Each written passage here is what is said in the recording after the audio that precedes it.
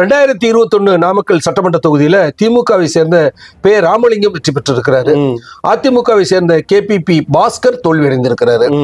வாக்கு விவரங்கள் என்று பார்த்தோம்னா திமுக 1,06,000 வாக்குகள், அதிமுக 78,000 வாக்குகள்.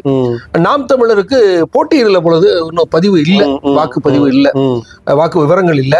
மக்கள் நீதி மையம் 5,000 வாக்குகள் வாங்கியிருக்கிறாங்க. திமுக சட்டமன்ற தேர்தலில் 28,000 வாக்குகள் கூடுதலாக பெற்றிருக்குது.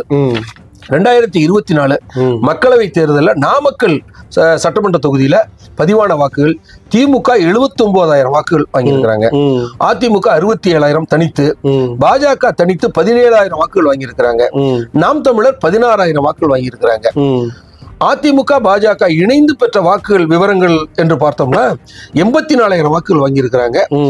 நாடாளுமன்றத்தில் அதிமுக பாஜக கூட்டணி கூடுதலாக பெற்ற வாக்குகள் 5,000 வாக்குகள் வாங்கியிருக்கிறாங்க. நாமக்கல் தொகுதியில் அதிமுக கூட்டணி வெற்றி பெறுவதற்கு வாய்ப்பு இருப்பதாக தெரியும்.